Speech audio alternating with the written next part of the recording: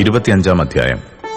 യഹോവയുടെ അരുളപ്പാട് എനിക്കുണ്ടായതെന്തെന്നാൽ, മനുഷ്യപുത്ര, നീ അമ്മോന്യരുടെ നേരെ മുഖം തിരിച്ച് അവരെക്കുറിച്ച് പ്രവചിച്ച് അമ്മോന്യരോട് പറയേണ്ടത്: യഹോവയായ കർത്താവിന്റെ വചനം കേൾപ്പിൻ. യഹോവയായ കർത്താവ് ഇപ്രകാരം അരുളി ചെയ്യുന്നു: എന്റെ വിശുദ്ധ മന്ദിരം അശുദ്ധമായി തീർന്നപ്പോൾ നീ അതിനെയും, ഇസ്രായേൽ ദേശം ശൂന്യമായി തീർന്നപ്പോൾ അതിനെയും, യഹൂദാഗൃഹം പ്രവാസത്തിലേക്ക് പോയപ്പോൾ അവരെയും ചൊല്ലി നന്നായി എന്ന് പറഞ്ഞുകൊണ്ട് ഞാൻ നിന്നെ കിഴക്കുള്ളവർക്ക് കൈവശമാക്കി കൊടുക്കും.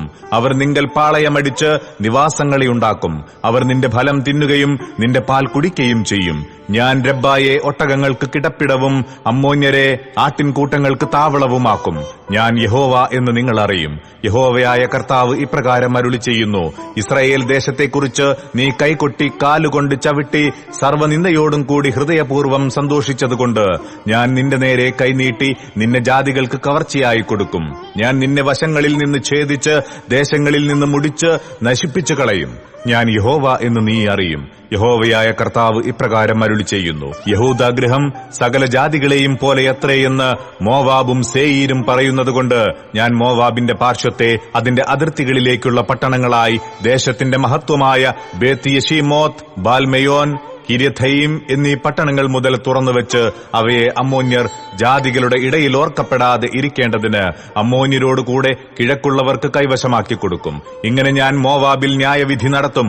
ഞാൻ യഹോവ എന്ന് നിങ്ങൾ അറിയും. യഹോവയായ കർത്താവ് ഇപ്രകാരം അരുളി ചെയ്യുന്നു: എദോം യഹൂദാഗൃഹത്തോട് പ്രതികാരം ചെയ്തു പകരം വീട്ടി ഏറ്റവും കുറ്റം ചെയ്തിരിക്കുന്നു.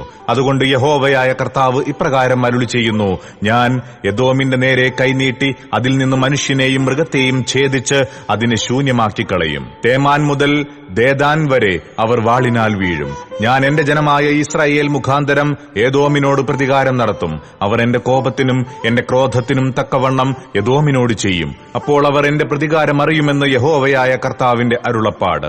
യഹോവയായ കർത്താവ് ഇപ്രകാരം അരുളി ചെയ്യുന്നു: ഫെലിസ്ത്യർ പ്രതികാരം ചെയ്ത് പൂർവ്വദ്വേഷത്തോടും നാശം വരുത്തുവാൻ നിന്ദാഹൃദയത്തോടും കൂടെ പകരം വീട്ടിയിരിക്കൊണ്ട് യഹോവയായ കർത്താവ് ഇപ്രകാരം അരുളി ചെയ്യുന്നു: ഞാൻ ഫെലിസ്ത്യരുടെ നേരെ കൈനീട്ടി ക്രേത്യരെ സംഹരിച്ച് കടൽക്കരയിൽ ശേഷിപ്പുള്ളവരെ നശിപ്പിച്ചു കളയും.